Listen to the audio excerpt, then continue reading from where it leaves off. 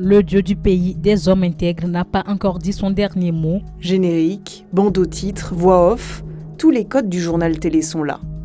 Cette vidéo, diffusée le 1er avril 2023, met en cause 2 journalistes françaises basées à Ouagadougou, au Burkina Faso, dont la correspondante du Monde Afrique. Il s'agit de Dou Sophie Anne et Fèvre Agnès Céline, plus précisément des médias français Libération et Le Monde, après que les quotidiens en question aient reçu de fortes sommes d'argent de la part des autorités françaises. Elles ont été envoyées en mission. Une mission qui aurait permis aux 2 Françaises d'estorquer de faux témoignages à des leaders peuls contre de l'argent. Cette vidéo, sans preuve, est totalement mensongère et typique de la désinformation à l'œuvre au Burkina Faso, pays contrôlé par l'armée après 2 coups d'État en 2022 où 2 guerres se mènent en parallèle. Un combat armé contre des groupes terroristes, mais aussi une guerre de l'information. Enquête sur un système de manipulation. 3 janvier 2023, Ibrahim Traoré est en visite à l'ouest du pays, devant ses troupes.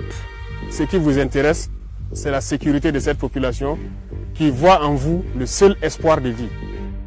Arrivé au pouvoir 3 mois auparavant par un coup d'État, Ibrahim Traoré porte une promesse phare, reconquérir le territoire burkinabé, contrôlé à 40% par des djihadistes. Pour ça, il a mobilisé largement, en plus des militaires, des civils, les volontaires pour la défense de la patrie. Peu formés et mal équipés, ces supplétifs connaissent des pertes importantes. Alors, pour les convaincre de s'engager et fédérer l'opinion publique, la junte a mis la main sur l'information. Si vous êtes burkinabé, il y a aussi des comportements, il y a des propos à ne pas tenir. La presse locale a, elle, été sommée de donner les bonnes informations, c'est-à-dire celles qui soutiennent l'action du gouvernement. La presse a un rôle très important. Vous devez avoir cette technique de communiquer pour galvaniser le soldat, le combattant qui est sur le terrain. Et je sais que vous savez le faire. Donc même sur le plateau télé, il faut avoir cette technique pour motiver le combattant. La question de l'information devient un enjeu majeur dans la gestion du pouvoir, mais surtout dans l'enjeu du contrôle et de la conservation de ce pouvoir par les nouvelles autorités. Les chaînes françaises RFI puis France 24 ont été suspendues au Burkina Faso et des campagnes accusant les médias français de manipuler l'opinion ont proliféré sur les réseaux sociaux. Sur les différentes plateformes, la propagande et la désinformation tournent à plein régime. Il y a aujourd'hui des armées d'internautes qu'on appelle aujourd'hui les répondeurs automatiques du régime qui assaillent les réseaux sociaux et qui se précipitent sur les commentaires afin de marquer l'opinion publique.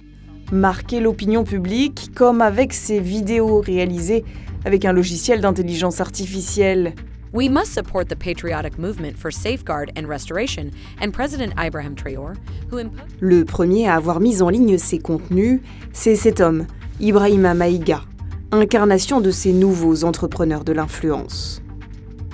Ce soutien de la junte vit aux États-Unis. En plus de Facebook, il alimente une importante communauté sur Telegram, avec des messages entièrement positifs sur Ibrahim Traoré, le pouvoir et l'armée. Comme ici, où il montre des populations en joie et reconnaissantes des efforts des forces combattantes. L'armée, elle est aussi au cœur de la propagande diffusée par la télévision nationale qui suit jour après jour l'opération dite de reconquête du territoire. L'opération de reconquête se poursuit. Plusieurs groupes terroristes ont été neutralisés aujourd'hui par les vecteurs aériens. Des foyers importants de terroristes ont alors été foudroyés. Ils sont repérés en plein dans le mille. Ils seront surpris par un missile et cramés. Sur ces images, on aperçoit des villages pris pour cible dont les habitants sont présentés comme étant tous des terroristes. Des images parfois sorties de leur contexte pour manipuler l'opinion, comme celle-ci qui apparaît sur le site Facebook de l'état-major des armées le 19 février 2023 pour illustrer une frappe de drone dans la localité de Gnagna.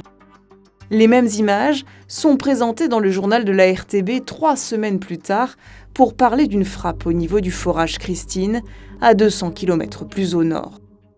La junte peut aussi s'appuyer sur un partenaire rompu aux campagnes de désinformation, la Russie. Depuis la fin de l'année 2022, la Russie a mis le Burkina au cœur de sa guerre de l'information en Afrique. Reprenons notre première vidéo qui indiquait que les 2 journalistes du Monde et de Libération avaient touché des sommes d'argent pour être envoyés en mission. Elle est signée Wadjis TV. Contrairement aux apparences, il ne s'agit ni d'un vrai média ni d'une télé. Il n'a ni page dédiée, ni chaîne de diffusion. En revanche, cette vidéo a été reprise sur ce site d'information, l'infodumonde.net. Selon le groupe d'enquêteurs indépendants All Eyes on Wagner, des dizaines de faux sites d'information similaires ont émergé en 2022 pour relayer la propagande pro-junte. Ce collectif a découvert que ces sites partageaient tous les mêmes adresses IP. Derrière toutes ces pages se cache une même organisation, le Groupe panafricain pour le commerce et l'investissement, le GPCI. Officiellement, cette entreprise est une agence de communication. En coulisses, elle mène des actions d'influence et de désinformation.